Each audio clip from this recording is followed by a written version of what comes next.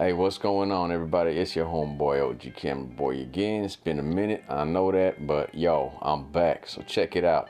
Nikon just released the Nikon Zfc, and I think that makes this, the Nikon Z50, a much more attractive option right now. Let's talk about it. DNA made from Nikon Z chromosomes, homie. I guess my secret's out and now you know me. So I've had my Nikon Z50 now for several months, and I've had a good opportunity to go through the ins and outs of this camera and use it quite a bit. And tell you the truth, I love it, man. There's nothing about this camera that I really don't like. I mean, I did have a video that I put out talking about the things that I thought were a little bit negative about it. But yo, Nikon just released this new Nikon ZFC, and they corrected two things. So let me see, would I hear that shit before? This was an afterthought, I think, by Nikon. This should have been a flip screen to the side. I understand the electronic viewfinder, you cannot do the flip up screen, but who cares, man? Do it to the side, flip it out to the side. What's the difference? Why you gotta flip this thing down like that, man? I just don't understand the point of it. And I think there was one more thing too, you know what I'm saying? The other thing, obviously it does have eye autofocus, like I said, for taking pictures. I would have really appreciated the eye autofocus for video as well. Now that is something that I'm sure they could do in a firmware update. So Nikon, please, come on, man. Put it out there for us in a firmware update. And a lot of us would love to have it. Please do it. Yeah, and they could get around to doing that still, you know what I mean? There's nothing saying that they can't do a firmware update to add the eye autofocus for video for the Z50, and I think that they should still go ahead and do that. I mean, there's no reason why they shouldn't.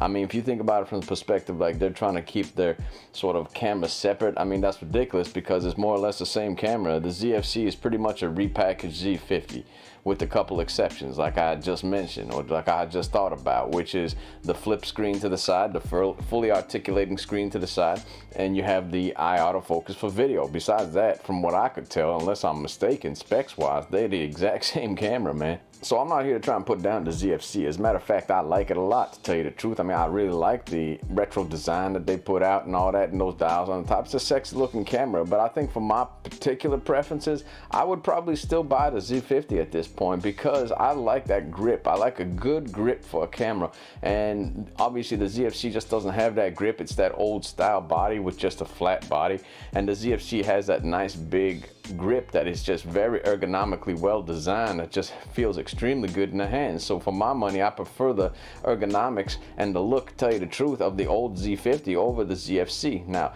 that's just a particular thing that might be subjective to different people. You know, obviously a lot of people like the Fuji system, and it represents sort of like a throwback to like the early Nikons to sort of compete with what Fuji's got going on, you know what I'm saying, with the shutter speed dials on it and the exposure dials on it as well. You know, you have all those manual controls, and if that's something that you like or you remember from back in the days, then that's great, man. But for me, to tell you the truth, I only really got into like photography and videography even more recent. But for me, photography was something I picked up around 2013, 2014 when I bought my first DSLR. So for me, I like the handheld experience and the ergonomics of a camera that has a good grip and sort of resembles more the DSLR. So for my money, I prefer the Z50. Now there's also the matter of the Z50 is actually going to be less expensive right now, and yeah, you do have those two little bugaboos that I talked about before with the flip down screen and the non-eye autofocusing for video. But you know, like I said, please Nikon, put in that eye autofocus for video on the Z50 firmware update. I mean, that's something that we could definitely have. That's something that I think a lot of people would love to have, and it wouldn't harm the sales of one or the other, you know what I'm saying? As a matter of fact, I mean, if you're going to be releasing the same camera, you might as well put out the same features. And you know, I'm going to keep my fingers crossed and think that they're going to still do that, put out that eye autofocus firmware update for the Z50. So you might find out in the future, hopefully. So why would I prefer the Z50? Well, to tell you the truth, right off the bat, is price, man. The price is just going to be a little bit more favorable, and you're pretty much getting the same camera, you know what I mean? So again, it's really going to be something you splitting hairs over here, you know. It depends on the individual and what their preferences are, but for me, price is always going to be something that's extremely important when I'm buying a camera. So I'm always looking at the price first, and for me, how I judge a camera or any piece of equipment, period, you know, whatever it happens to be, or any purchase period, is the price to value, you know what I mean? And when I look at it from the perspective of what the prices are for the Z50 right now, I mean, I know they retail, I think it's $8.99, and then the ZFC is going to come in at $9.99. But that's if you purchase from the manufacturer, you know what I mean, or you get it from Adorama or any place like that, or you know, B&H or whatever. Those are the retail prices. But you can find obviously the Z50 right now on the used market, and you can even find them brand new in some cases from people who are liquidating those models, which I have seen on eBay, for example, for as low as $774.99. Now that's incredible for a brand new Z50 with the 16 to 50 3.5 to 6.3 lens, you know. So basically it's going to be much cheaper for not much of a difference. I mean, like I said before, the only two differences that I could see are kind of, you know, subjective as to whether you like that or not. Now I took a little bit of heat talking smack about that flip screen that comes down. There were a lot of people who kind of responded to me saying, well, I like that flip screen that goes down. Okay, well, maybe you do. So if that's the case, go with the Z50. But even me, who doesn't like that flip screen that goes down, I'm going with the Z50 just because the price to value ratio for the Z50, in my opinion, is higher than the ZFC. Now again, if you're somebody who likes that retro look, you want to take it back, you know what I mean, to maybe you were a Nikon film shooter from back in the day, well then you had that option, you know what I mean. You have that option to pick up the ZFC and get that sort of like emotional connection to the camera that's going to bring you back, you know what I mean. So that's there for you if you like that. And I do prefer the articulating screen to the side. I made that clear in my Z50 videos before, so that is something that I do prefer. But given the price difference, I don't think it's worth going for the ZFC over the Z50 for my dollar right now. It's funny because I've seen a lot of these videos that were put out, obviously the YouTubers that get their hands on the ZFC and they do their reviews right off the bat and all that stuff. And to tell you the truth, man, it's just, it kind of makes me laugh in some cases when I look at the reviews and what people have to say about Nikon in general, man, because I just think that people have such a, especially on YouTube, like the YouTubers, they have such like a myopic view of what they think the camera should do, should be, and all that sort of thing. And they basing it, obviously, I mean, to a certain extent I understand it, but they basing it more on their own personal criteria than they are on who the camera can appeal to as far as the masses are concerned, you know what I mean? And I just watched a video from Gerald Undone recently, and by the way, I do like Gerald Undone's channel quite a bit. I mean, he's very technical and I appreciate that. I like the way he deep dives into a lot of his subject matter. But anyhow, I saw this video on Gerald Undone's channel recently, and it was basically asking all these YouTubers what camera equipment that they use these days, you know what I mean? What is it that they're using in 2021? And you know, the majority is predictable. It's going to be the Sony A7S III or the Sony FX3 or the Sony A1 or Canon C70 or Canon R5. I mean, if you put together the price value of the equipment that these people use, I mean, you're between $5,000 and $10,000 easily, you know what I mean, when you factor in the camera, the lens, the sound equipment, the microphones, all that stuff. I mean, so it's ridiculous, you know what I mean. Their budgets are blown way out the sky, and these are the people giving you advice, for real. Come on now, let's be reasonable here, you know what I mean. Most of us don't have those kinds of requirements. Most of us are looking for cameras that sort of fit a good budget and do a good overall type of performance for things that we kind of encounter in our daily lives. You know, not everybody's a big successful YouTuber, so I don't really understand why they think that people have this unlimited budget to spend on cameras. That's for me why Nikon really stands out, because Nikon offers this extremely attractive price to performance ratio where, yes, they're not the most expensive on the market, you know what I mean. And the ZFC now coming in at $1,000 for the body and the 16 to 50 lens, that's a fantastic and tremendous deal, you know what I mean. Everybody's gonna complain about it. Oh, well, it doesn't have log or it doesn't have raw. I mean, do most people really need that? The reality is no, they don't. $1,500 doesn't even get you halfway into one of the camera bodies that these people recommend you all the time, and they always poo-poo in Nikon. Oh, Nikon's finished, Nikon this, Nikon that. Come on now, ridiculous. I will mention one thing. I watched the whole video because I wanted to see what people were using, and right at the end of the video, Atola Visuals, that's Kitty from Atola Visuals, she was talking about she still uses her Nikon Z6. She was the only one who uses a Nikon. Everybody else, like I said, I think there was one other guy who used a Fuji. I think he was using the Fuji X-T4, which in itself is a great camera, but it's also a very expensive camera body for an APS-C. But yeah, it's an excellent camera. By the way, if I'm going to compare the ZFC or the Z50 to any kind of camera that I think has a tremendous amount of value, the only one that comes to mind for me personally is the Fuji X-T30. I think that camera at its price point right now is really fantastic. But again, that camera is 2 years old, so nobody's going to be talking about that camera, you know what I mean. People are more interested in what's new. People are more interested in what it is that's just come out. They don't even kind of give into a consideration what the price of these things are and who can afford these things and whether or not people actually need the features that a lot of these cameras put out. I mean, you looking at a Nikon right now, you tell me this image is not good? Come on, don't be ridiculous. Nikon puts out some beautiful quality image, you know what I mean? I love Nikon colors personally.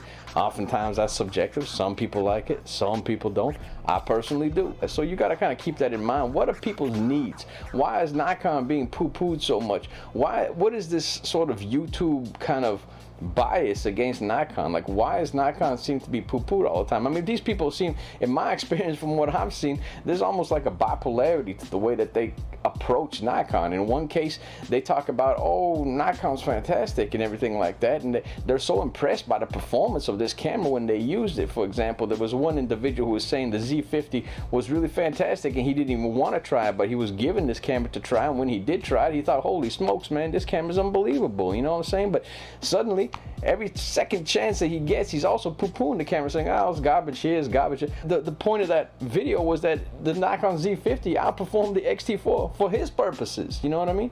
Now, I'm not going to gas you up and say the Nikon Z50 is a better camera than the X-T4. In many cases, it probably isn't. But it depends what you want, you know what I mean? It depends what you're going for, the type of features you want. So, now, obviously, there's not much of an ecosystem that surrounds the APS-C sort of format lenses on the Z series yet, but they're slowly putting some out. I know that there's some secondary companies. Viltrox gonna come around, you know. I think Sigma, like I said, Tamron perhaps. I mean, I don't know for sure, but I know Viltrox has announced a few.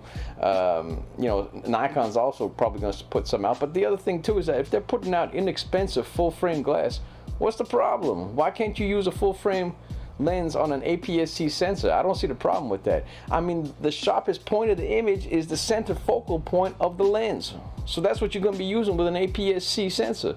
Why is that a problem? If the full frame lens is affordable, if the full frame lens is ridiculously expensive, I see the problem. Don't get me wrong, because that's my bread and butter. I'm always going price first.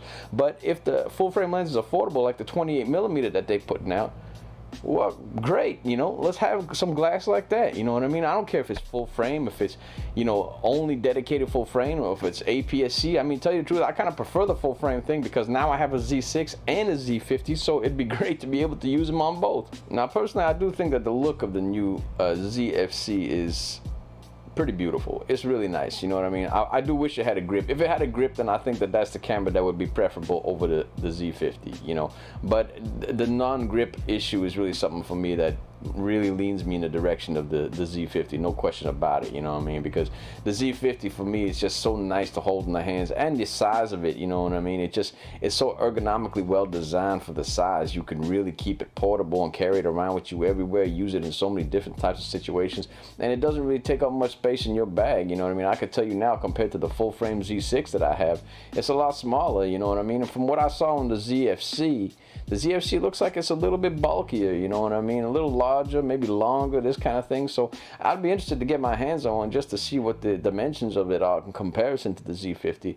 But I still think the Z50, from the perspective of being a very portable APS-C camera, is a better design, in my opinion, you know what I mean? Now, that's just my preference. And like I said, when you factor in the price difference on what you can get a Z50 for now versus what the ZFC is going to be selling for, and even that, I mean, let's be honest, the ZFC is selling for some incredible deal, you know what I mean? Like $1,000 for the camera body and lens. I think that's what it is. I might be mistaken on that. Maybe it's add the lens and it's like $1,100, or add the other lens at 28mm and it's $1,200, something like that. I should have checked this out beforehand instead of shooting my mouth off and not really know what I'm saying at this point in time. But the point is that even at just the camera body, if you're just looking at the camera body and you're talking about $1,000 for that camera body, it's still very reasonably priced, man, because that camera performs extremely well. How do I know that? Because I have one practically, you know what I mean? Like I said, it's the same camera. It takes excellent image. Now, for photography, it's really a great camera, man. It does everything you need it to do. You know, 11 frames per second on a burst is more than adequate. That's fantastic. Listen, it does extremely well. It's got very nice optical quality to the lenses, of course. The sensor readout is excellent. I mean, it does a full sensor readout for 4K.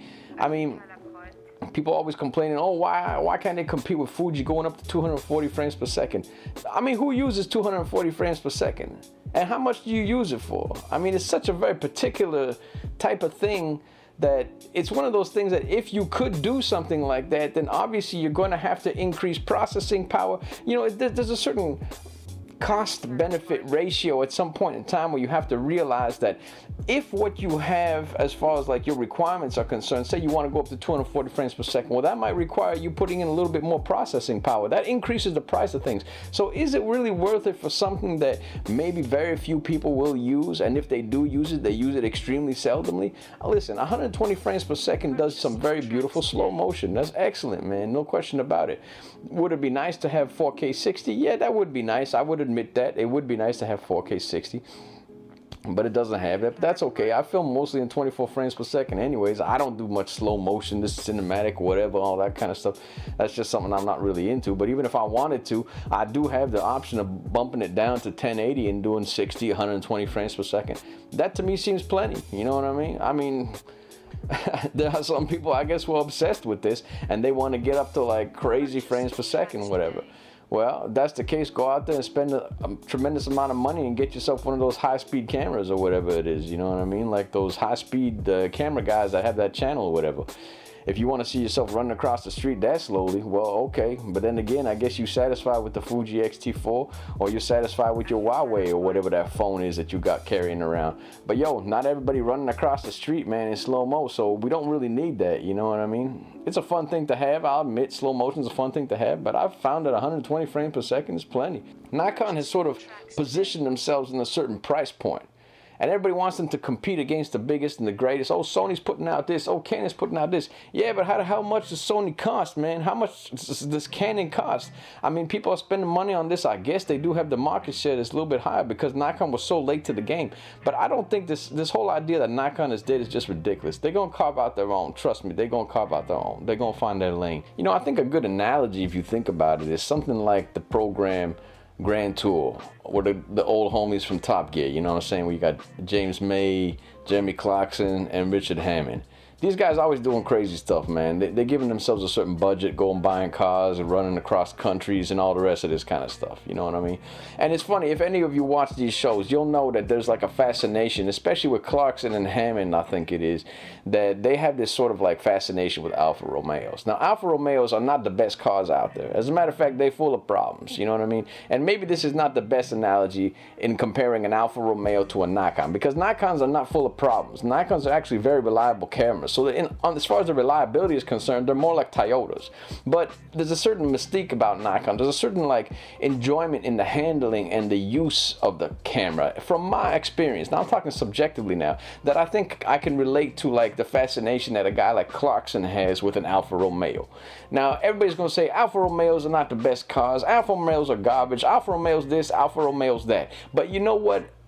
At the heart of it, Alfa Romeo has an extremely popular following because there are certain people who understand what it is as far as like the spirit of driving that car. And for me, it's the same experience about having a Nikon in my hands and photographing or taking video with this type of camera. It has more of a soul than Sony does or Canon, in my opinion. You know what I mean? It has a history. It's over 100 years old, this company. If you think they going by way of the dodo, yo, you mistaken, man. You mistaken. You just are. Maybe you should reconsider watching all these YouTube channels and taking all the advice of these people who, quite frankly, in some cases seems like that's what they do. You know what I mean? That's like, I understand why they spend the money on those things, because that's like the matrix of their livelihood. So it makes sense to a certain extent. But for the rest of us, there's a grand majority of people out there who just love to do it as a hobby or enthusiast. And for us, a brand like Nikon offers a tremendous amount of value. So don't let these idiots tell you that Nikon's dead, Nikon's no good, Nikon this, Nikon that. Put a Nikon in your hands and you'll see what it is. You know what I'm saying? Nikon is like a crossbreed between the reliability of a Toyota but the like spirit of an Alfa Romeo. You know what I mean? I don't know if that makes any sense to anybody. Maybe it only makes sense to me. But that's just something I was thinking about it.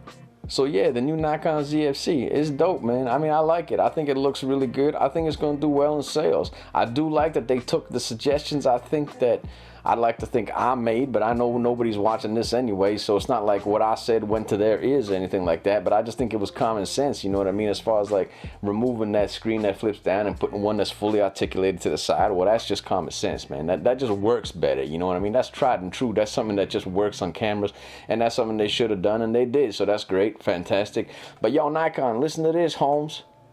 Yo, get on that firmware update, man, for the Z50. You are not going to hurt your sales for the ZFC. The people who are going to buy the ZFC, they buy it because they like a certain aesthetic, you know what I'm saying? The people who buy the Z50 also are people who look for value, tremendous amount of value, and you're just going to increase the value. Now, I know you can do it because it's the same goddamn camera. Let's be realistic here, you know what I mean? So don't tell me that the ZFC has the functionality of autofocus for video and the Nikon Z50 does not. Bullshit. Do it. Come on, man. Let's do it. Let's get on that Nikon. I know Nikon is good at like listening to their customers, and I'm a customer, man. I own a lot of Nikon equipment. I will continue to support and buy Nikon. I love Nikon. I'm not trading my Nikon gear in for nothing. You know what I'm saying? I'm going to keep shooting with Nikon. I love the look of Nikon, so do it for your customers. I'm one of them. You know what I mean? I'm a long-time Nikon customer. I will be in the future. This is just one of those little things that you could do that just, it'll go a long way. You know what I'm saying? Yo, so thanks again for watching, you know what I'm saying? That's really, I feel good to be back, you know what I'm saying? Because I'm back, you know what I mean? It's been a minute, I know that. It's been a couple months. Listen, life gets in the way sometimes. You don't always have the time to get out there and do everything you want to do as far as like filming for YouTube and all that. I mean, it doesn't pay me anything. I do it because I enjoy it, you know what I'm saying? So I find myself a time to do it, and I'll do it, you know, and I'm just getting back into it now. I definitely have a lot of things I want to talk about. I definitely picked up some extra Nikons, like I mentioned before. Since the last time we spoke, I now have plenty of different Nikon cameras that I'd like to talk about, you know what I mean? Make some comparison videos, new glass that I bought and all the rest of that. As a matter of fact, like I was saying before, this is all being filmed on new Nikon. This is my new Nikon glass. This is my new Nikon camera, just one of them. So there's plenty to talk about as far as Nikon goes. So if you're an enthusiast like I am, if you're a bit of a Nikon fanboy, like I'll fully admit that I am, yo, stay tuned, man. Maybe you'll find something you like. So peace. Oh yeah, don't forget to subscribe and all that bull-ish.